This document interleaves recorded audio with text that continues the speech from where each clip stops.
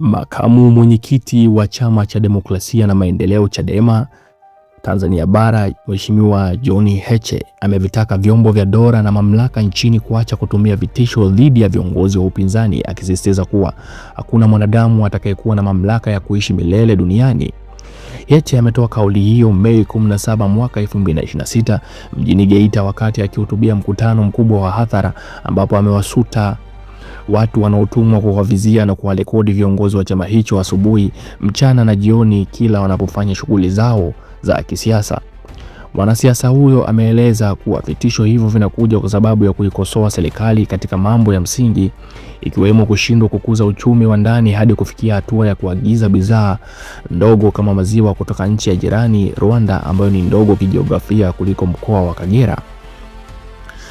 Wanatuma hawa watu waturekodi asubuhi, mchana na jioni, watuvizie, fanyeni mnachotaka, hakuna atakayeishi milele hapa, wote tutaondoka. Kwa hiyo tuheshimiane, tusipende kutishana, ameonya Heche katikati ya jukwaa. Kiongozi huyo ametoa wito kwa serikali kuruhusu mfumo wa vyama vingi ufanye kazi kwa uhuru ili kuwepo na uwanja sawa wa ushindani kisiasa, ambapo wamemtaja mwenyekiti wao wa taifa Tundu Antipas Lissu kuwa ndiye mwanasiasa mwenye ushawishi mkubwa zaidi kwa sasa kuliko mtu mwingine yoyote nchini. Tumekubali mfumo wa vyama vingi, ruhusuni mfumo wa vyama vingi ufanye kazi, uwanja ulingane, mechi igongwe, asimame Tundu Lissu hapa na CCM mchague mnayemtaka. Nchi hii mwanasiasa mkubwa ni mmoja tu, maarufu, mwenye ushawishi kuliko yoyote, ni Tundu Lissu peke yake, na sisi tumemtaka, hatutamsaliti. Amehitimisha kwa kusema hayo Mheshimiwa Heche. Makamu mwenyekiti wa Chadema Bara John Heche amewataka vyombo vya dola na mamlaka nchini kuacha kutumia vitisho, upelelezi na kuwarekodi viongozi wa upinzani, ambapo amesema wazi kuwa hakuna mwanadamu atakayekuwa na mamlaka ya kuishi milele duniani. Heche amesisitiza kuwa serikali inapaswa kuruhusu mfumo wa vyama vingi ufanye kazi kwa uhuru na uwanja sawa wa ushindani.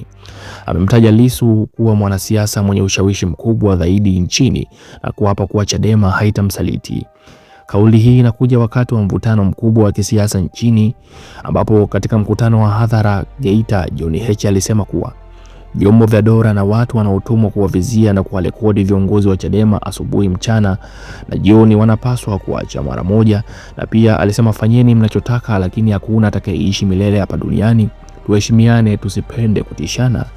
Jambo lingine alizungumza ni kuwa serikali inapaswa kuruhusu mfumo wa vyama vingi vifanye kazi kwa uhuru na uwanja uwe sawa.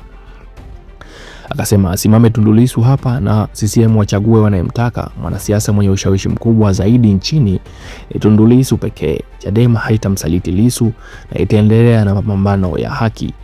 Heche ametoa kauli hizi wakati wa operesheni ya chama ya kuhamasisha wananchi na kudai katiba mpya pamoja na kuachiwa huru kwa Tundu Antipas Lissu. Ukizungumzia vitisho na upelelezi dhidi ya upinzani, Heche analalamika kuhusu upelelezi unaoendelea, data kutoka mitandao na ripoti za asasi za haki za binadamu kama Human Rights Watch pamoja na Tanzania Human Rights Defender Coalition zinaonyesha kuwa kumekuwa na visa vingi vya kuwafuata, kuwarekodi na kuwatishia viongozi wa upinzani tangu baada ya uchaguzi wa Oktoba mwaka 2025. Na pia ukizungumzia mfumo wa vyama vingi pamoja na uwanja kuwa sawa, madai ya uwanja sawa yamekuwa ya muda mrefu. Ripoti za uchaguzi za asasi za kimataifa na za ndani zimeonyesha mapungufu katika uhuru wa kampeni, upatikanaji wa vyombo vya habari na uhuru wa kukusanyika. Jaji mstaafu Joseph Sinde Warioba Mei mwaka 2026 alisema uchaguzi wa mwaka 2025 haukuwa wa haki na umeshusha hadhi ya nchi. Tukizungumzia ushawishi wa Tundu Antipas Lissu, Lissu ana sifa kubwa ya ujasiri na uwezo wa kuhamasisha hasa miongoni mwa vijana na wasomi.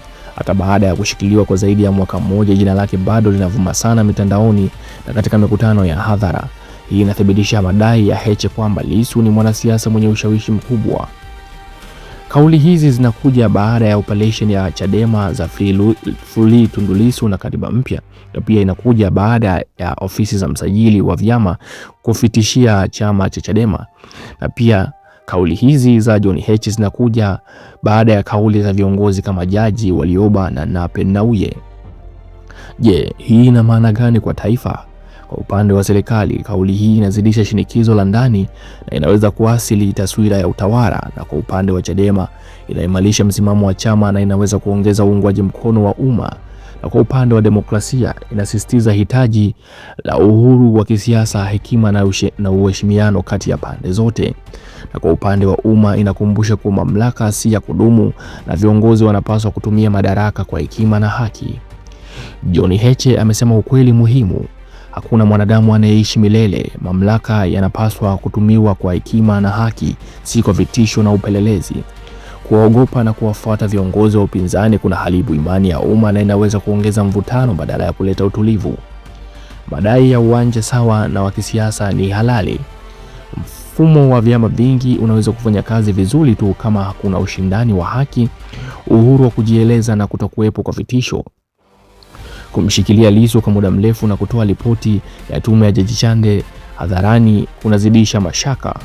Serikali inatakiwa iache vitisho na upelelezi dhidi ya viongozi wa upinzani na badala yake iunde mazingira ya mazungumzo ya kimataifa. Tundu Lissu anatakiwa apewe haki ya haraka na kesi yake isikilizwe kwa uwazi, na ripoti ya tume ya Jaji Chande iwekwe hadharani ili umma uweze kuona ukweli.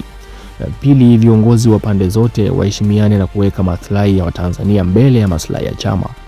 Mwisho wa siku, siasa yenye hekima na heshima inajenga taifa. Vitisho na upelelezi vinaharibu imani na kuzaa chuki tu. John Heche ametoa kauli kali akitoa wito wa kuheshimiana, kuacha vitisho na kuruhusu mfumo wa vyama vingi ufanye kazi kwa uhuru. Amesema wazi kuwa Tundu Lissu ndiye mwanasiasa mwenye ushawishi mkubwa nchini na Chadema haitamsaliti.